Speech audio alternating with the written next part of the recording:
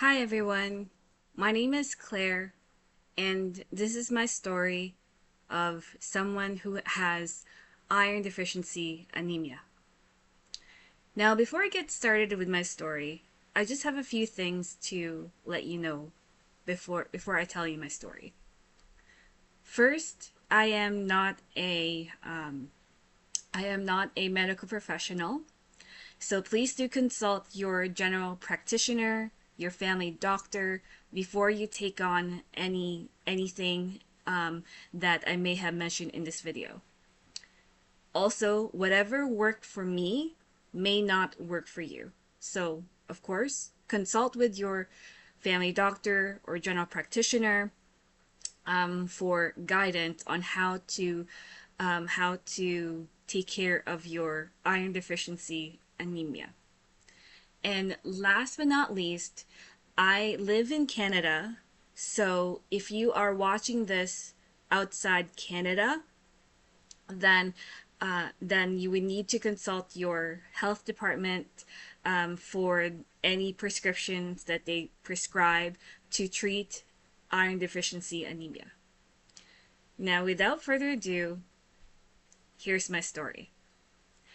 Prior to February 2025, I noticed that I was starting to be a bit more confused, a bit uh, a bit more of memory loss at work, and I also see that as well on a day-to-day basis, especially if I'm trying to remember what was the thing that I supposed to look at on Google or Instagram. And then also during that time I was coming from a trip, and then there's a few things that happened to me, and I didn't know what was going on. And then my partner recommended me to go for blood work, and I got that requisition from my family doctor. So February 2025 was my very first blood work that indicated that I am very low on iron. The number indicated from that blood work was only 8, which is very, very low. I was prescribed these iron supplements called Ferromax, and I was supposed to take them for the next 3 months to see if my iron levels had went up. Now, me being me, I never thought of iron deficiency or never considered my condition serious. So I still took the pills, but I never changed my diet. I just ate normally, and hopefully just the pill itself would just do the trick, just like any other medicine out there, like ibuprofen to treat your headaches or Tylenol to treat any pain. Now, fast forward to June 2025. That was about 3 months from what was prescribed to me. And the doctor was not very impressed of what happened. Not only my iron level number went down from 8 to 7, but also she recommended me to go for colonoscopy. Now, the word colonoscopy actually scared me because, of course, no one wants to do that. And also, I'm not even 40 yet. I haven't reached number 40. So, so I had to do something. And of course, the doctor already sent a requisition to a colonoscopy clinic. So I was talking to family members and my partner of what should I do from this point. So I was also prescribed another set of iron supplement pills, and and it was furosemide. I do apologize for for the mispronunciation, but it seems like it was stronger than the Ferromax that I was first prescribed. So um, so I took those pills, and before I took anything, I had to come up with a strategy, but I didn't know where or how to do it. So the last thing in my mind was to use ChatGPT, and and the reason why I use ChatGPT is because there's a lot of information in the internet that that may construe certain things. It may affect your health in a different way. There's all sorts of information that it may overwhelm you. And of course, if you come across misinformation, then it may jeopardize your health, let alone your iron levels. So I consulted ChatGPT, and even though there is that risk that it may tell you the wrong thing, but at least it provided me some information to get started with. So I said to myself, and also when I was consulting with my partner, that let's see if whatever ChatGPT had come up with worked, based on the blood work that would be following after. My doctor had prescribed to get blood work in 1 month's time. So my my last blood work at this point in my story was in June 2025. So 1 month's time is about July, August. So we'll take it from there. So from then on,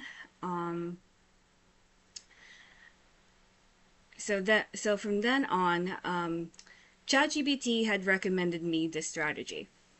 So once I took the iron pill, I would have to wait 2 hours so that it absorbs in my system, and then that's when I can eat something, whatever I may like. And then also I had to cut out a few things. So I love my chocolates, I love my dairy, I love my coffee, I love my tea, and unfortunately, those ones I have to get rid of them because that affects my iron, and it would not, or my body would not be able to absorb that iron properly. So I had a lot of cottage cheese, a lot of yogurt, so I had to toss them out. And then also, I still like my milk, but I can't drink regular milk. So now I am drinking soy milk, or I'm using soy to drink or to have it with my cereal. Of course, I have to cut out as well a lot of sweets. So the cereal that I have is just plain, kind of like Kellogg's flakes, corn flakes, but with no sugar or anything. Just the corn flakes. I eat a lot of eggs, especially on the weekend and also during the weekdays. Um, I also I also eat a lot of salad, especially with anything that has kale in it. Lots of red meats, ground beef, salmon, basa fish, lots of vegetables, and also, I don't know if I mentioned already, orange and orange juice. So it's Sorry, it's kind of humid in my room, but yeah, it's an extensive list of what I had to eat for the time being, so that it helps my body absorb that iron. So throughout my absorption period, it's basically I wake up in the morning about 6 o'clock, take my pill, and then wait 2 hours until I eat breakfast. So during those 2 hours, I do have other morning activities. And then once the 2 hours is up, I have my breakfast. Usually it's eggs or cereal. And then in the afternoon, when I am working, I have a lunch hour from 11 a.m. to 12 p.m. I know that sounds really early, but trust the process. So, so lunch would usually be whatever I make, whether with ground beef, veggies, and of course, there's a salad on the side.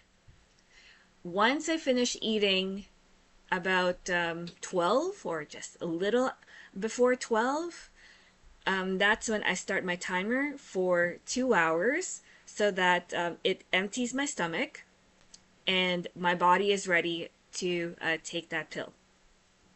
So, so usually around 2 p.m. in the afternoon, that's when I take the second iron pill, and then I take another 2 hours to have that iron pill to be absorbed, and then after the 2 hours, I can snack or eat something that I like, and then of course at dinner time, I usually finish my dinner about 8 or 9, and then another 2 hours, and then of course I take the pill, and then I go to bed.